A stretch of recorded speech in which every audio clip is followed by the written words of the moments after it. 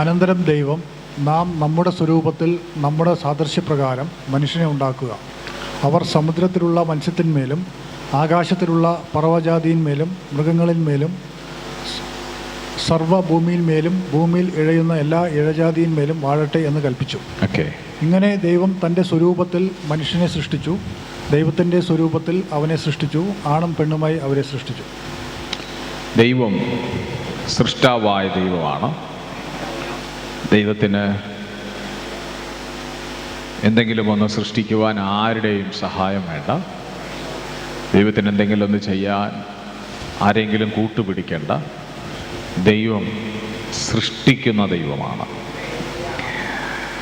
വായിച്ചത് ഉൽപ്പത്തി പുസ്തകം 1-ാം അധ്യായത്തിൻ്റെ 26-27 വാക്യമാണ്. അനന്തരം ദൈവം നാം നമ്മുടെ സ്വരൂപത്തിൽ നമ്മുടെ സാദൃശ്യപ്രകാരം മനുഷ്യനെ ഉണ്ടാക്കുക.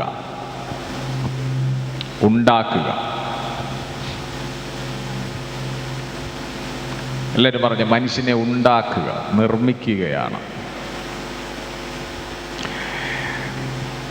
അവർ സമുദ്രത്തിലുള്ള മത്സ്യത്തിൻ്റെ മേലും ആകാശത്തിലുള്ള പറവജാതിയിന്മേലും മൃഗങ്ങളിന്മേലും സർവഭൂമിയിന്മേലും ഭൂമിയിൽ ഇഴയുന്ന എല്ലാ ഇഴജാതിയിന്മേലും വാഴട്ടെ എന്ന് കൽപ്പിച്ചു.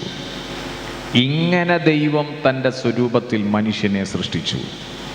ദൈവത്തിൻ്റെ സ്വരൂപത്തിൽ അവനെ സൃഷ്ടിച്ചു, ആണും പെണ്ണുമായി അവരെ സൃഷ്ടിച്ചു.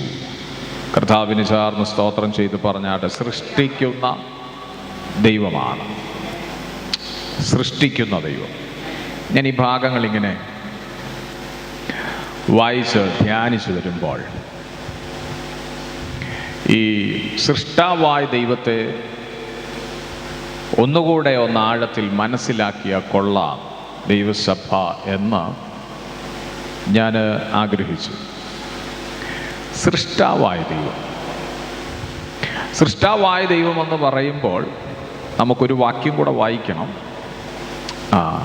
വായിച്ചാൽ മതി. ഉൽപ്പത്തി പുസ്തകം 1-ാം അധ്യായം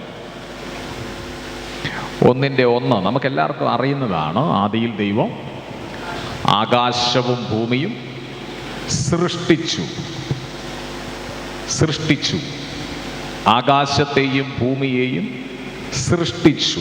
വേദപുസ്തകത്തിനകത്ത് ഇത് സ്വയമായി ഉണ്ടായി വന്ന ഒന്നല്ല എന്നുള്ളതും, ദൈവം ഈ പ്രപഞ്ചത്തിലുള്ള ആകാശത്തെയും ഭൂമിയെയും സൃഷ്ടിച്ചതാണെന്നും, ഭൂമിയെ സൃഷ്ടിച്ച ദൈവം ഭൂമിക്ക് ആവശ്യമുള്ള പ്രത്യുത ജനവാസയോഗ്യമായിരിക്കുന്ന നിലകളിൽ എന്തൊക്കെയാണോ ഈ ഭൂമിയിൽ ഉണ്ടാക്കേണ്ടത് എല്ലാത്തെയും ദൈവത്തിന് എന്ത് ചെയ്യാൻ കഴിഞ്ഞു? സൃഷ്ടിക്കുവാൻ കഴിഞ്ഞു. വിളിച്ചു വരുത്തുവാനും കഴിഞ്ഞു, സൃഷ്ടിക്കുവാനും കഴിഞ്ഞു. നമ്മുടെ ദൈവം സൃഷ്ടിക്കുന്ന ദൈവമാണ് എന്ന് പറഞ്ഞാൽ അവിടെ ഈ ഉൽപ്പത്തി പുസ്തകം 1:1 സൃഷ്ടിക്കുന്ന ദൈവത്തെക്കുറിച്ച് പറഞ്ഞിരിക്കുന്നത് എലോഹീം എന്നാണ്. എന്തുവാണ് എലോഹീം? കർത്താവിനെ ഒന്ന് കരമുയർത്തി സ്തുതിച്ചാട്ടെ.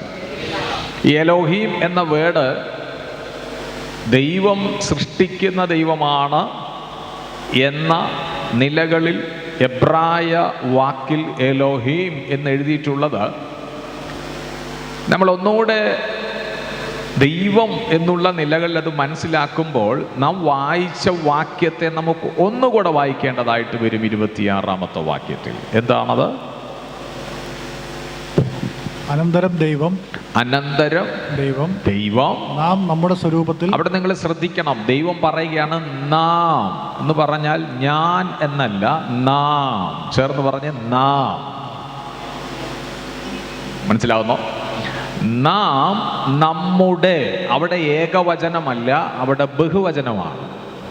എന്നൂടെ പറഞ്ഞാൽ ഒറ്റയ്ക്കല്ല, കൂടെ ആരൊക്കെയോ ഉണ്ട്.